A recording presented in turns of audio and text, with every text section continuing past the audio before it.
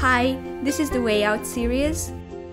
It is a collection of testimonies and revelations that can help you in your own healing journey. This is an online training on renewing your mind, inner healing, based on the way that's already behind me. This is not a few-step program. It is an encouragement and tools from someone on the way out to others on the way out. I believe that what meant a turning point for me will become yours as well. Have a great way out. Hi, it's the 7th session of the WayOut series. In the last session I was talking about the importance of spending time with God and how it affects mental health. And now I'm gonna talk about what it meant to me to leave my comfort zone and actually do practical things to walk out of my prison. So back to my life story. I live in Budapest at this time, doing 2 schools simultaneously. I am very busy and I'm doing my renewing of the mind process, and I also spend time with God. So things are slowly getting better for me, and after like a few months I felt like actually I'm doing way better. Of course I was light years away from health, but comparing to my previous mental state I was doing way better. So it wasn't like I was getting close to being healed. I was like, there's such a difference between the present me and the me 6 months ago that it is something. I was so happy about it, and I was thinking about like maybe I should minister somewhere, like good Christian girl. That's all that came to my mind that I could do. Maybe I should like join some ministry team at the church that I was going to at this time. And I thought maybe I should like meet people and interact with people, and maybe I could make some friends. Like I knew that I had to like practice my freedom in some way, because in the previous few years I wasn't really interacting with people at all. I didn't really know how to like greet people and have small talk, and nothing considered to be polite was in my tool belt. So I was not aware of any social thing, and in my church I had like 0 relationship. So I didn't had a conversation throughout the 3 years of going there, and I don't just blame them. Like I did everything to prevent any interaction. So I was going like always straight after church so that I can avoid conversations. So it's just, I went there just to like wear my pretty dress and feel good about it. Like that's the reason I was going to church. At this time I was studying like design, so I loved dressing pretty and just go to an event, but with 0 interaction. And in some way I waited that God would give me a good idea, like where I should go or what I should do, because I knew there was a next step coming. Like even moving away from home, from my parents, was a step out of my comfort zone. So the safest place for all my lies and misconceptions was my parents' home.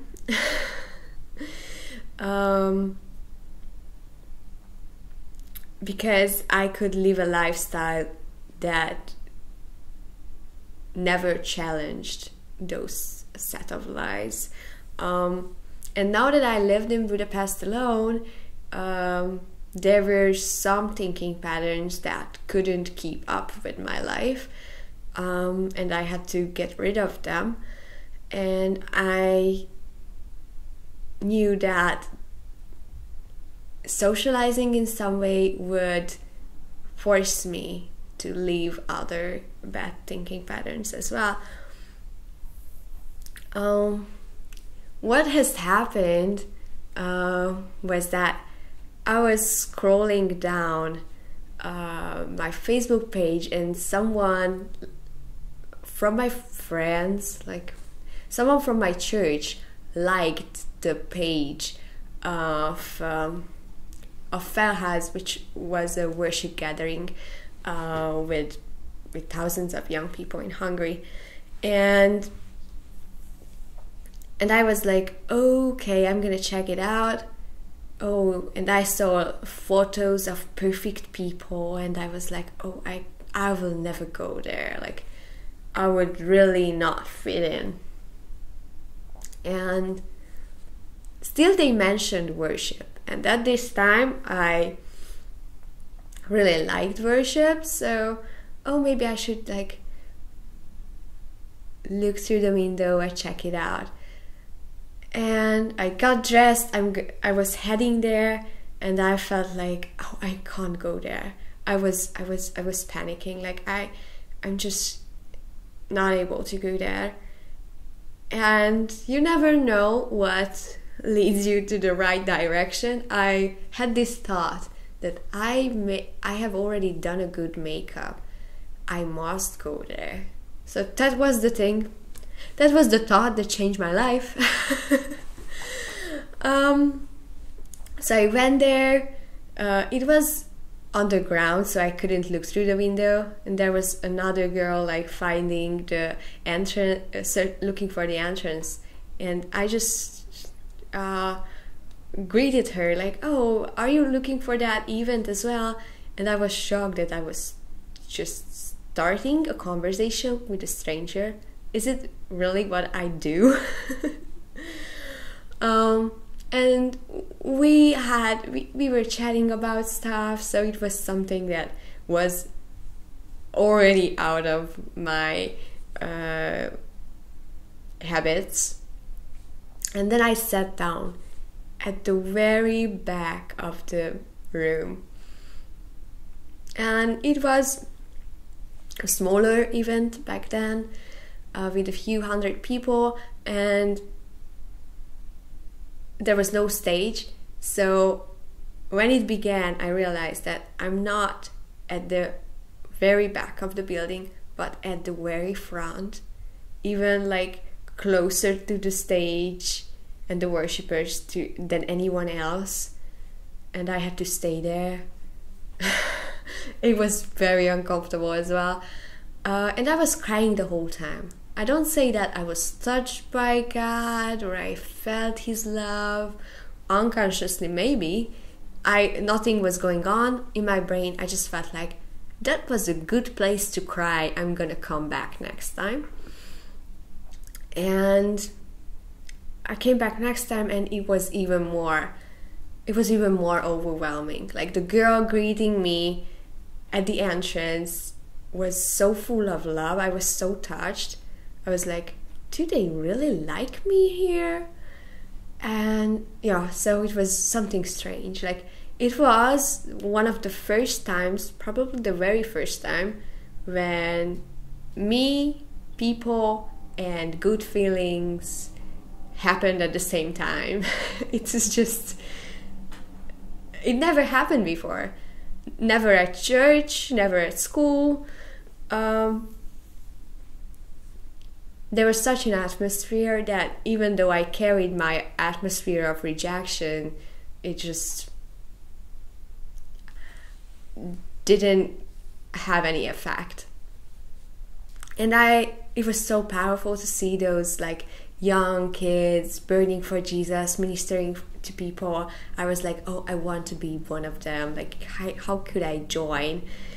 And that's what happened. I wrote them a letter that I want to join the volunteer team. And at the point I clicked on the send button, I felt like panicking. The same way it happened to me when I said yes to that summer camp that changed my life. So I felt all the bad feelings that I would be there and everyone will know how messed up I am, and I can no longer hide myself and hide how much junk I am. It's like I was really anxious, and I just knew that this is something I have to do.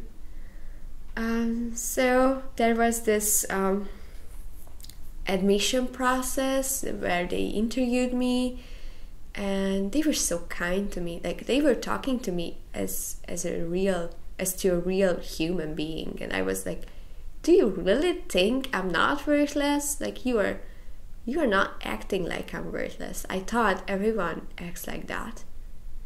It was shocking for me. Like, yeah. And then I was part of 30, later 50, at the end 100 something volunteer team.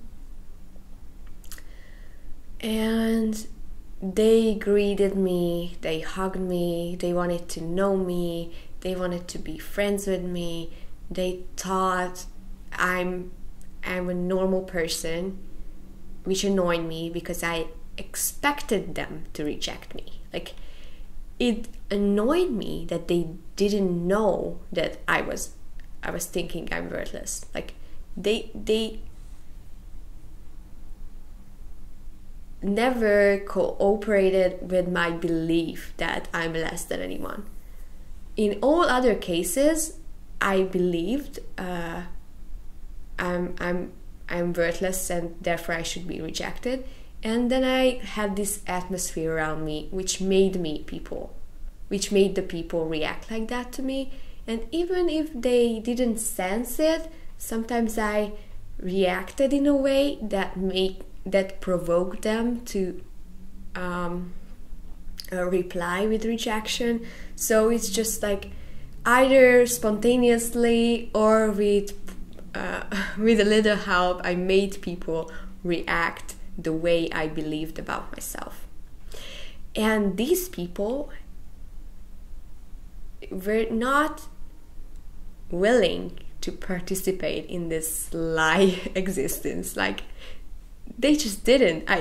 I don't know how it happened, but somehow they were assuming that everything was okay with me, and it felt so strange.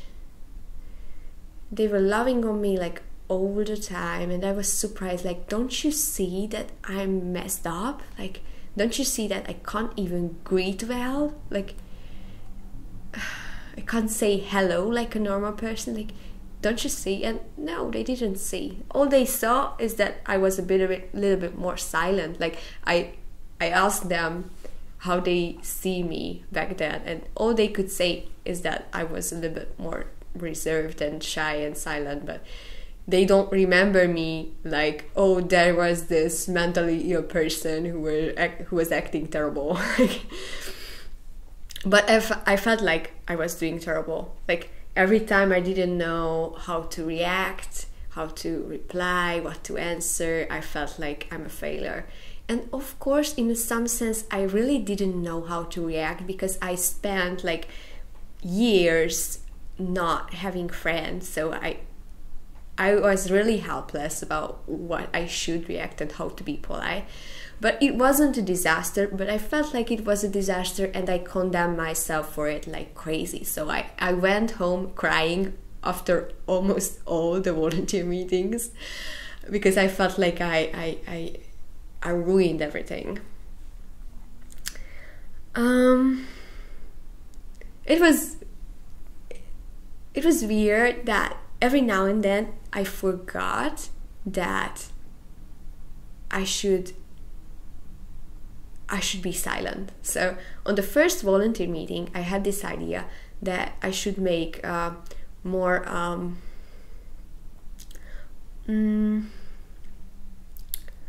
carpets for the worship event so that more people can sit down on the carpets. And I had a design idea for that, and I stood up and I showed this design idea to everyone. And I was so surprised, like, do you really do that? And of course I was anxious and shy and it made me panic, but just the fact that I could do that, like I allowed myself to be seen like that, it was something like my own brain started to question some of those lies I was so familiar with. Like, if you are really not able to be seen and you are dead if anyone looks at you, like, you survived this, so it's probably not true. Like, if everyone hates the way you are, they should have probably told you that you have a wrong idea, but they didn't. So it's just slowly my castle of lies started to stumble and crumble. And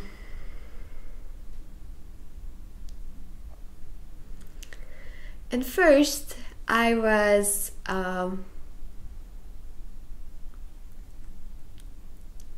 making hot sandwiches. I was at a buffet, like giving people tea and things like that, and I was so happy with it. I had no intention to like go higher on the ladder.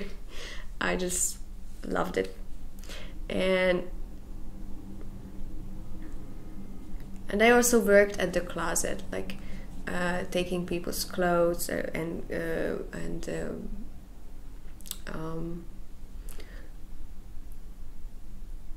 clocks and things like that, and jackets. And I was like, I must do that. It was so strange for me. Like, I had to greet a lot of people. I really feel like God was a bit like cheeky. Like, you are anxious to greet one person, right? Okay, now I'm gonna put you in a situation when you have to greet like 500 people in 2 hours. Is it okay with you? You hate all kinds of small talks. You have to do that like to 10,000 people within 3 months. Would you do that? And it was actually, I hated it and loved it at the same time. Like, it was very weird for me, and I know that that was my only way out. Like, I have gone the other way long enough to know that there is no end to that way, and the way out looked like that, so I had to go there. And of course, like, seeing that, okay, nothing wrong happens. Like, I maybe I'm not the most friendly person on the team, but I don't mess everything up. Like, I'm okay. Like, I'm not the worst person on the planet. Like, it's all right. So it was good to force me out of the lies I believe, because walking out of my cell, I could see that, oh, there is a space outside of my prison cell, and it's actually not as dangerous as I thought it to be. And later, the organizers asked me to pray for people, and I thought, oh, I'm not ready for that. I'm not ready to do that. And within a few weeks, I was like, oh, I want to do that. God, just please make them ask it again. And there was a large event with 3,000 people, and everyone was involved in prayer ministry on the team, and even I was in there, and I was so happy about it, to see that God can work through me, and He blesses people through me, and this was a new situation. I had to like deal with people one by one, deep conversation, prayers for healing and all that, and okay, I can do that. Like, God is coming with me in it. Like, everything is just okay about it. It was more than okay, because miracles happened. So it was very exciting, like people getting healed and hearing all those testimonies. But in the depths of my soul, I felt like God was telling me, you think it's about the people, actually it's about you, and I'm doing something important to you and in you, and I can't even explain it to you right now. Just, it's enough that you know that it's very important what is going on in you, and just let me do that. So I don't really question God in that. Like, I'm here because you think it's important, so I hope you're doing what you are about to do. And looking back, I feel like the whole worship event, it is no longer happening, this worship event. Not just due to COVID, it just stopped. And looking back, I feel like everything had been arranged just so that I can get healed. Like, it was my God-given therapy. Like, He set up this whole system of thousands of people just to prepare a place where I can get healed. And it sounds very selfish, because so many people had been blessed by these worship events. But I'm the center of His world. So probably He centered the whole thing around me. And I have this version of the interpretation why these events happened. He has done it all just for me, and of course to bless thousands of other people.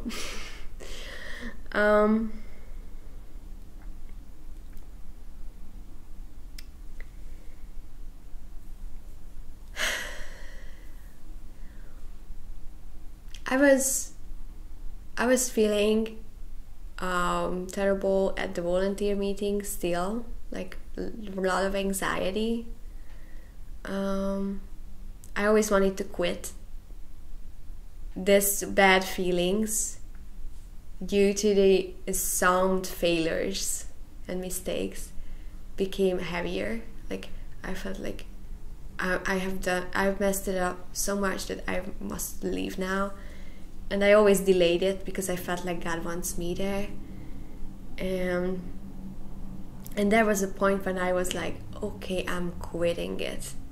And that's when someone said, like, oh, a new missionary team is going to come to us. No one should change anything until they come, because they will help us a lot. And okay, I'm gonna wait for the Americans.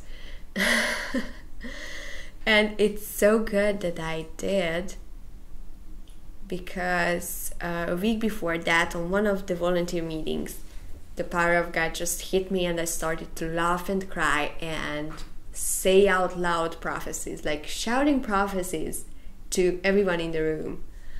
And everything changed there, I think. In the testimony of my life series, you can hear it in details what had happened there and after that. I'm not gonna talk about only the mental health aspects right now. But I think with my inner healing, something has started with there, and something very important.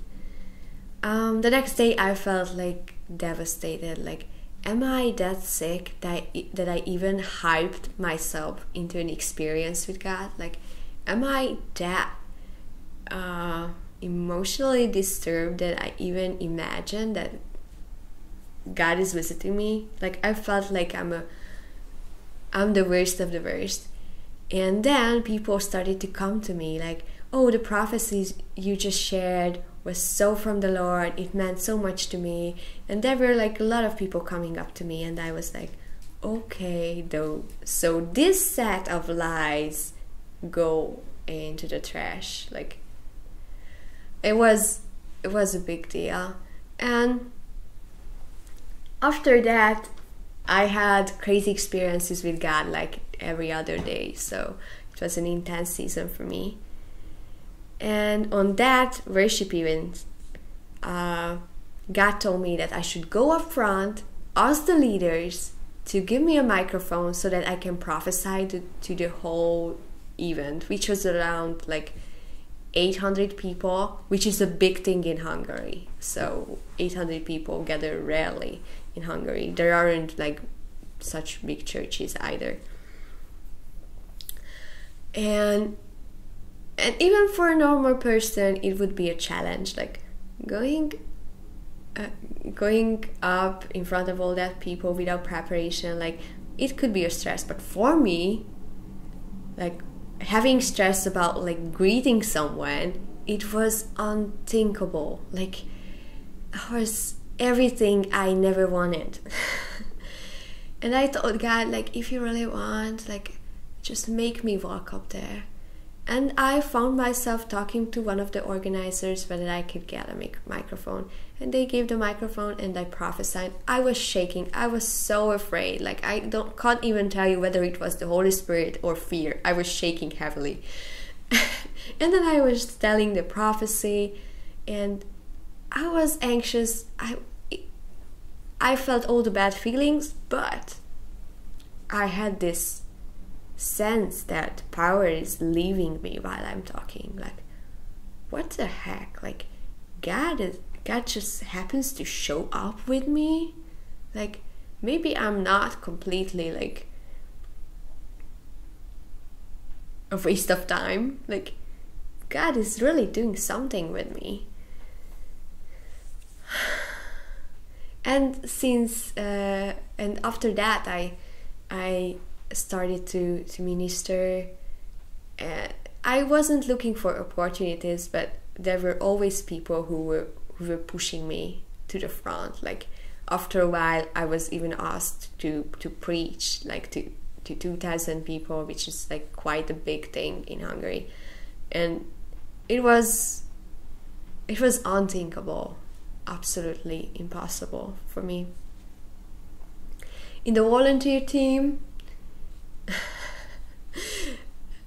the volunteer meetings were the things that were like completely against the way my prison cell was built. Like, greetings at the beginning, I hated it. Sitting with all those strange people, having small talks, doing teamwork, speaking up in front of people, interact, say goodbye, smile, and go home together on the tram. All of it was rubbing me the wrong way. Like, it was like all that I never wanted in a package. And I hated it, and I also knew that I must be there. Like, the healing is on that way, so I must stay. And in that sense, I was a bit cruel to myself. Like, it is not healthy if someone else does that to you, like forces you to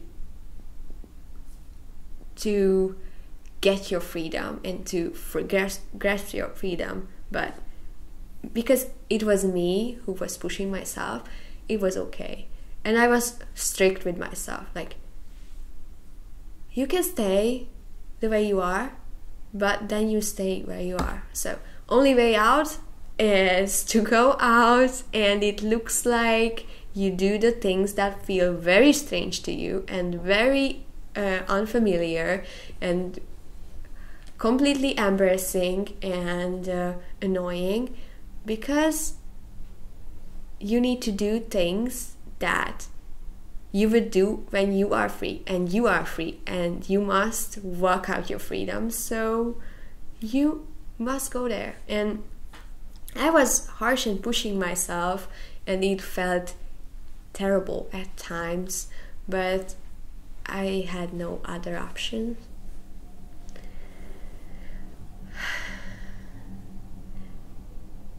And I remember like going home after volunteer meetings with people from my ministry team, and they were just interested in my life. They listened to me. It was so strange. Like, do you really consider me of equal value? And yeah, there were so many lies that had been questioned just by the simple reaction of the people. The other thing that was really healing me, the way men and way the boys treated me in the volunteer team. Back then, I realized I had this experience that boys are only kind to you if they want to pick you up. Like, that's the only way. Anyway, they treat you like a stray dog or something like that. Like, they're just not kind to you. And in this volunteer team, the boys were kind and loving without any intentions. Like, they were just loving to you because they were loving to you, and that's it. And it was something like out of another dimension. Like, am I in heaven suddenly, or what had happened to these people?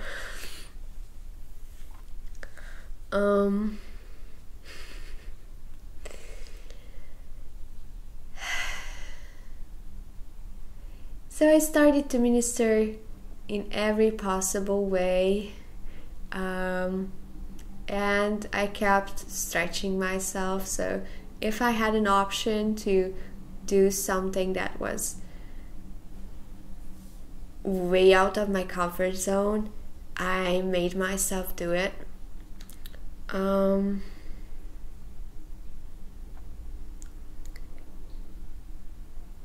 The other thing that I tried at this season is street outreach. Walking up to strangers, greeting them and telling them a story they don't want to hear is something no one wants to do. So me, when I was like anxious about looking someone in the eye, that felt like a reasonable thing to do. Like, that's something you do when you want to go out of your comfort zone, like light years away, like like really leaving your place. And when I heard that there are these young people going out on the streets every day to preach the gospel, I was like, I must go there. It sounds so impossible. I must do that. And of course I was panicking. Like, everything in me was against it. The lies were shouting. That's how it worked. But I didn't care at this time. I got used to having the lies shouting in my face every time I do something that is a discovery of a larger space outside of my prison cell. So first it felt like really weird and painful, but after a while I started to like it. That okay, all the lies are shouting in my face because they are anxious, they know their end is coming, they know what they should be afraid of, because I'm gonna do something that they can't bear. I'm gonna go somewhere where they can't follow me. So I was like, okay, are you shouting? That's your job. I don't give a rip about that. So I was going out on the streets, and yeah, I hated every part of it. I must be honest. Like, I was panicking. I didn't have like panic attacks. I was like anxious and embarrassed and feeling very bad, but I wasn't like having physical symptoms or like that, things like that. And then I just did what everyone was doing, like talking to people and preaching the gospel. And I received like all kinds of things. Like sometimes people got saved, and sometimes people rejected me and laughed at me, and none of them really mattered to me. I wasn't on the streets to like save people from hell or something. I was quite selfish about like this outreach. Like, I was going there to stretch myself. God still like blessed it. So it was strange to see, and something really new, that all of the scenarios that I could make up in my mind happened, even the worst ones, and they didn't kill me. Like, nothing actually happened. Like, I had such bad associations with like meeting strangers, that so bad feelings were attached to like hanging out with strangers, as if meeting new people would kill me or cause me serious sickness or something like that. And I didn't actually think that, oh, they would hurt me, but the feeling I had in my mind attached to meeting them was at least as bad as dying or getting beaten up or something like that. And when all those different scenarios happened, I realized like, okay, I didn't die. No one has beaten me to death. Nothing happened. Actually, it was a lie that if I walk out of this prison, like something terrible would happen to me. And I had to like experience that, okay, these lies are just not part of my world anymore. Like, the enemy tries to make you live in a very limited space, and the walls of this prison cell is projected lies, and they all shout that if you try to go out of this place, something terrible would happen to you. Like, they don't always tell you what exactly, sometimes they do, but the main point is that you should never even try it. And when I've done those things, like going on street outreach and things like that, I realized that I just walked through those grids of my prison cell, and I'm doing fine. Like, there is a place outside my prison, and actually it feels good. And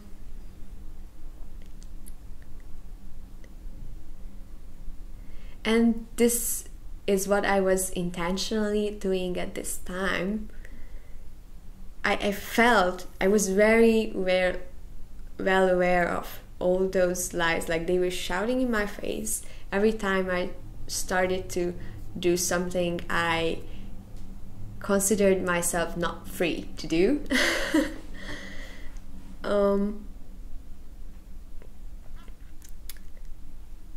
So I had this little game that if my lies tell me that I can't do that, and I know that I'm free because God told me that I'm free, that I'm gonna do what I don't feel like I'm free to do. That was the season when God convinced me that if Jesus' blood is not enough, then what? Like, so, okay, it's enough, so I'm free. But what do free people do?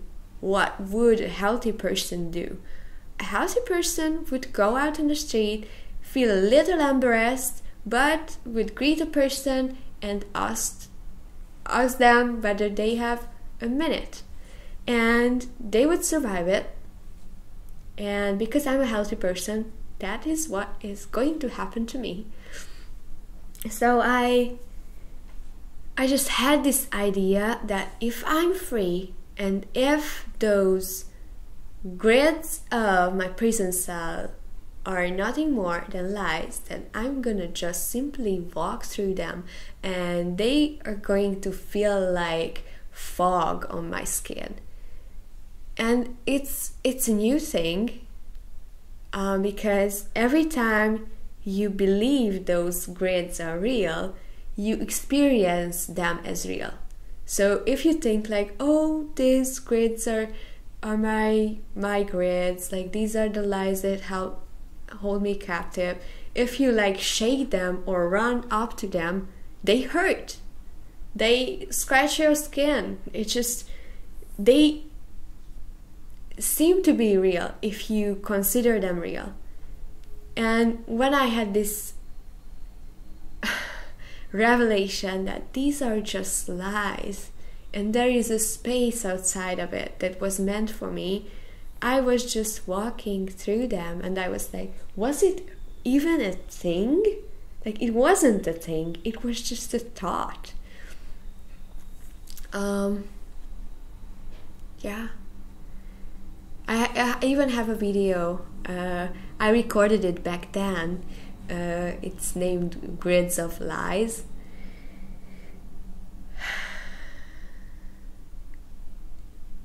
It is something like what happened to the people of Israel when they entered the Promised Land. Like, God just says, okay, this place is yours, and they are like, oh, we are afraid, like we can't go there. It's like the giant's gonna kill us, we're all gonna be dead. And has it happened? No. They hadn't been killed by the giants, they died in the wilderness. And the enemy works like this. He tries to convince you that those grids are true so that you would consider them as real, and as a result you would experience them real, and thereby you would be held captive. And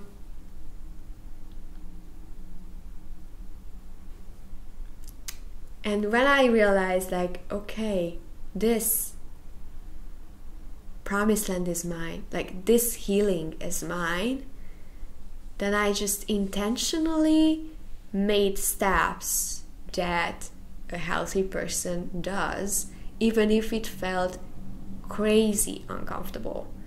And there is a place for being strict, and it's good if you come to this conclusion on your own and no one forces you. But it's good to realize that, okay, if I want to go to my promised land, then I must leave the desert.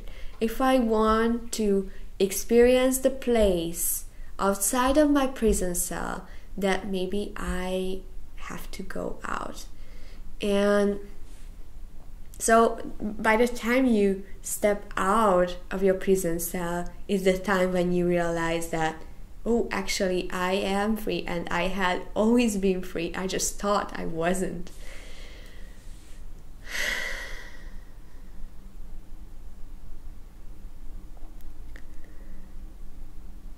Yeah.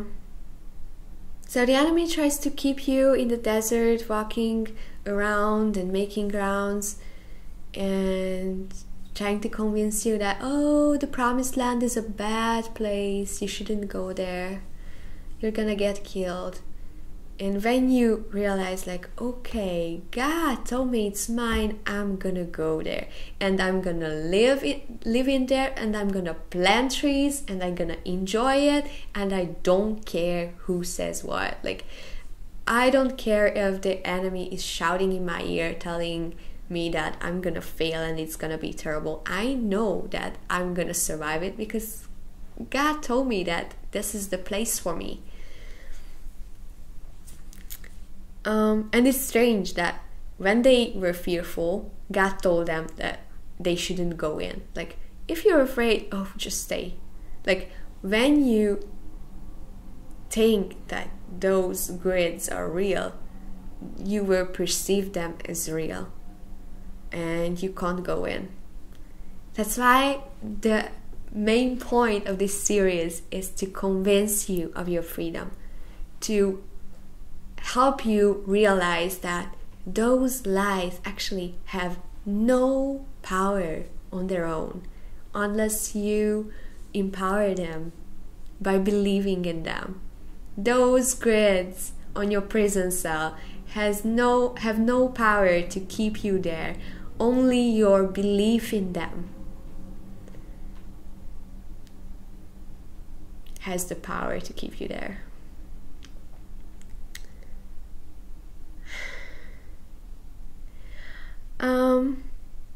So the place outside of your comfort zone is many times the place of your freedom, and it's not a real it's not a legitimate expectation to wait for your freedom. Like, oh, when I would feel free, I'm gonna walk out.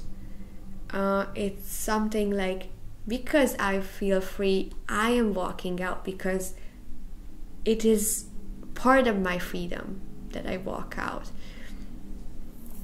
It is a part of my freedom that I do things that I previously told I'm not able to do. So somehow your understanding and conviction of your freedom has to be manifested. Like, it has to be shown. And I don't say you need to prove that you believe enough. All I say that when you are really convinced that you can walk out, you actually start to walk out. And I don't say that you don't miss it sometimes. Like, there were times when I just went home crying because I felt like I'm a disaster. So there is a place for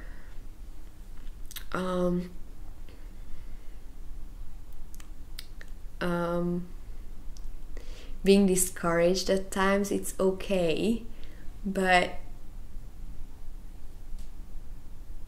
it doesn't help your healing journey if you take your prison cell as granted and you are waiting for the freedom there. When you realize your freedom, you are just like, okay, then I'm gonna do this and that. And it's not like God is waiting for you to prove anything. Like, show me how much you've learned. Like, He's not the jury at the competition, like looking at you and watching whether your acts are good enough. He's there with you. It's not like you have to go an incredible jump. He's there to do that incredible jump because he's in you and he's with you. He's not like sitting in your prison cell waiting for you to make a trip in the promised land and then come back on your own. He is going through the whole process in you and with you and even as you. So you are not abandoned to your own powers. Like, that's why I started to do like crazy things after a while as in this ministry I mentioned before, because I started to feel the taste of trusting the God within. Like, they asked me to preach to 2,000 people, and it was way out of my comfort zone. But by this time I felt like it feels so uncomfortable and so impossible, so God must show up and do it for me.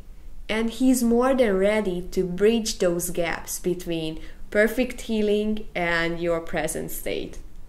So when you decide to leave your prison cell, He's more than ready to be in it and do the impossible.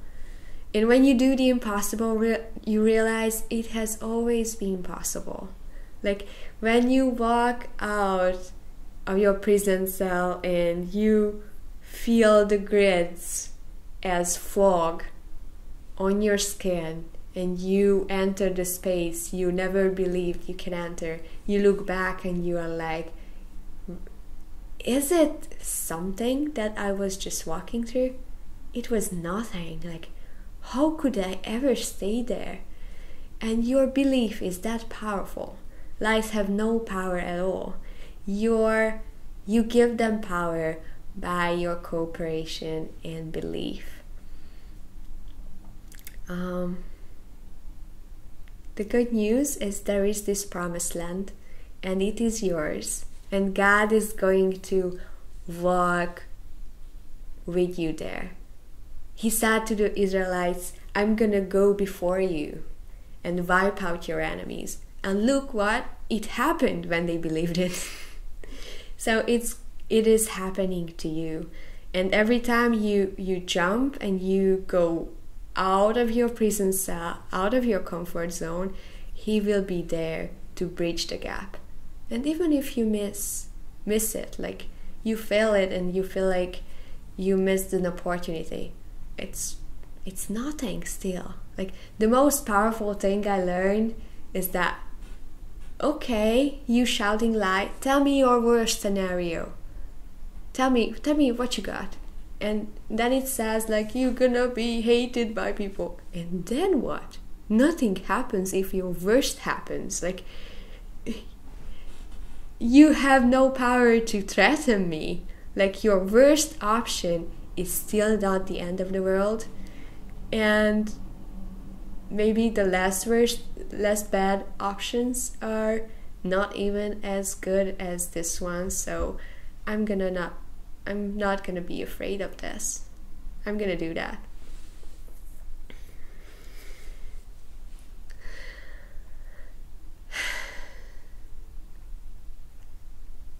There is a place outside of your prison cell, and it's more than accessible. And even if it feels like a huge jump and an impossible thing to do, the God within you is more than ready and really happy to do that jump in you, as you, and for you. So have a great way out. Thank you for watching this video. I hope it was a blessing for you. This course is completely free of charge. However, the production and editing has a cost, and I wanted to produce this series in the best possible quality and make it available to everyone absolutely free on YouTube. So if you feel led to, please contribute with any amount to the production costs. All the donation options and the payment methods are available in the description.